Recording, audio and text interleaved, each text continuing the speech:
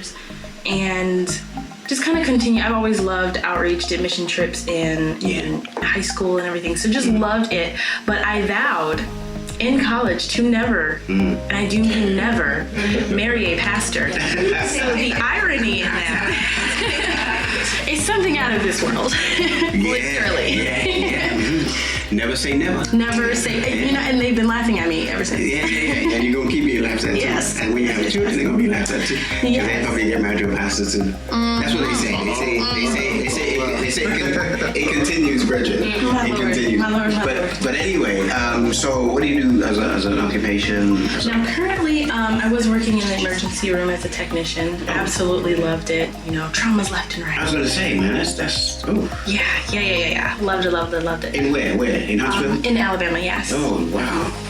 Yes, but because of the wedding, I moved out to Mississippi, and we kind of have only had about 4 days to be at home. I think you flew away. Yeah, we've been traveling. It's a good honeymoon, man. Yeah. So we got married.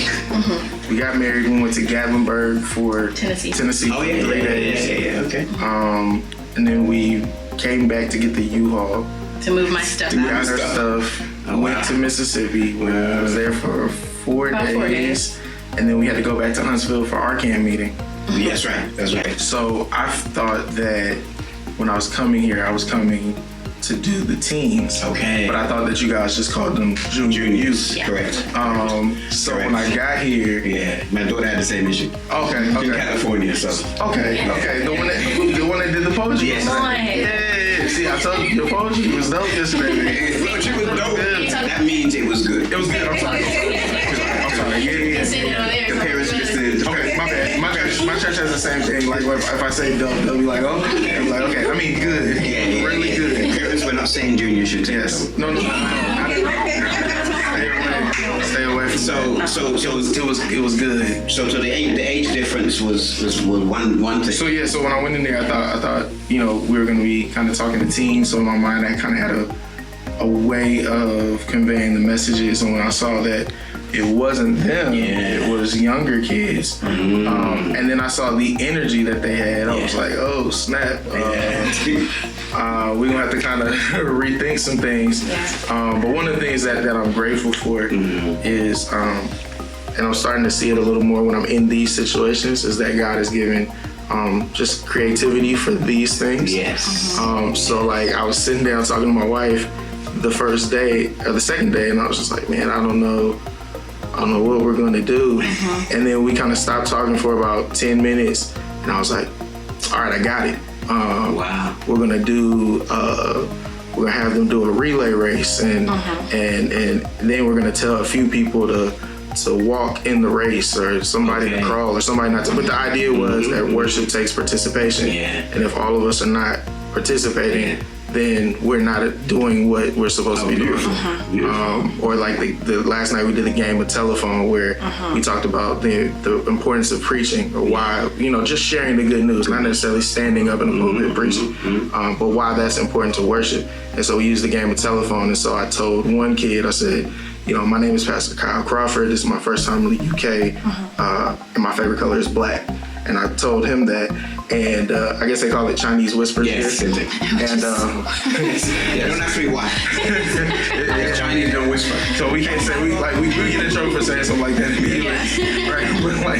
But like we did that, and then by the time it came back, it was a completely different message than what I had intended. And so we talked about just the fact that the importance of sharing the good news, the importance of preaching, is that it clarifies what God intended on saying.